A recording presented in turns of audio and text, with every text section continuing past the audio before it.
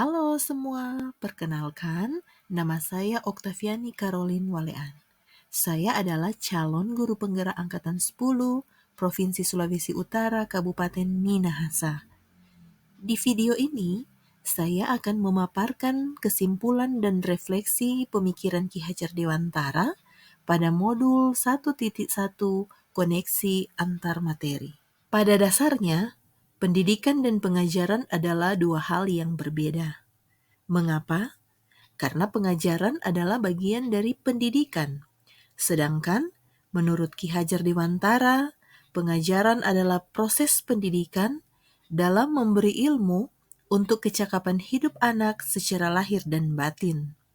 Sedangkan pendidikan pada hakikatnya adalah menuntun atau memberi tuntunan terhadap segala kekuatan kodrat yang dimiliki anak agar mencapai keselamatan dan kebahagiaan yang setinggi-tingginya, baik sebagai manusia maupun sebagai anggota masyarakat.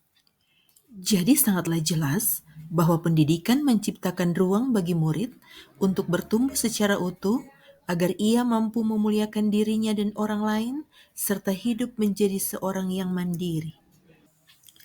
Sebelum saya mempelajari modul 1.1 tentang pemikiran Ki Hajar Dewantara, pembelajaran yang saya lakukan di kelas hanya sebatas mentransfer materi pelajaran saja kepada murid.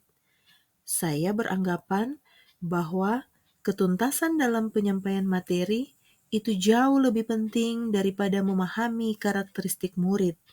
Saya melihat nilai murid hanya dari aspek kognitif saja. Contohnya, ketika mereka sudah mampu mengerjakan soal, menyelesaikan tugas, dan asesmen yang saya berikan, dan murid sudah mendapatkan nilai di atas KKM, itu berarti mereka sudah berhasil dalam proses pembelajaran.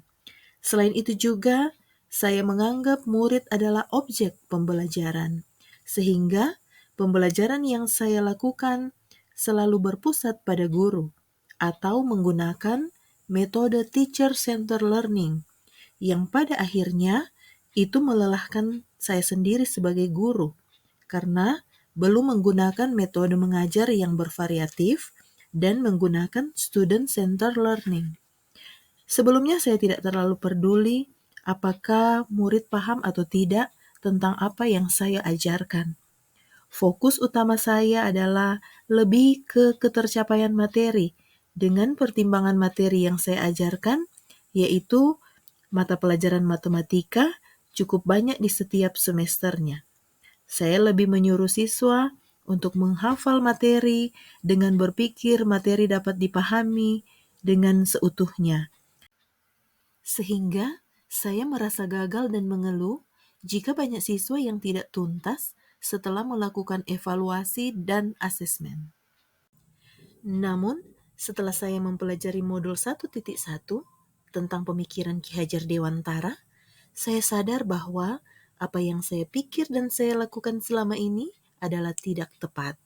Sebenarnya, saya harus melakukan proses pembelajaran secara menyeluruh, bukan hanya aspek kognitif saja, tetapi ada juga aspek afektif, psikomotor, spiritual, sosial, dan budaya. Murid bukan sebagai objek pembelajaran, tetapi murid adalah subjek pembelajaran. Artinya, murid memiliki kebebasan untuk berekspresi, mengemukakan pendapat, dan berkreasi sesuai dengan metode, model, dan media pembelajaran yang tepat. Guru harus menjadi fasilitator dalam pembelajaran. Guru harus ikhlas, sabar, dan tulus dengan segala ketulusan hati, supaya terwujudnya pembelajaran yang menyenangkan dan berpusat pada murid. Selain itu, saya sebagai guru harus mempelajari karakteristik murid, karena setiap anak dilahirkan dengan kelebihan dan kekurangannya masing-masing. Saya harus menghargai setiap karakter murid. Saya harus memberikan kesempatan murid untuk tumbuh sesuai dengan kodratnya. Yang dapat segera saya terapkan dalam pembelajaran di kelas, salah satunya adalah merancang pembelajaran yang interaktif dan menyenangkan dengan melibatkan murid sesuai dengan metode student-centered learning. Kedepannya, saya akan menerapkan pembelajaran abad 21 yang sesuai dengan pemikiran Ki Hajar Dewantara, yang berpikir kritis, kreatif, inovatif, dan kolaboratif, dengan berperan teguh pada konsep memerdekakan anak. Pembelajaran tidak lagi menuntut, tetapi menuntun, karena tugas guru harus memberikan tuntunan dan arahan yang baik kepada muridnya. Guru harus menjadi teladan kepada murid, mulai dari perkataan maupun perbuatan. Guru juga harus mengenali karakter dan latar belakang murid dengan menjalin komunikasi dan hubungan yang baik antar mereka. Terima kasih sudah menyaksikan video ini. Semoga bermanfaat buat kita semua, para pejuang pendidikan. Salam dan bahagia. Sampai jumpa.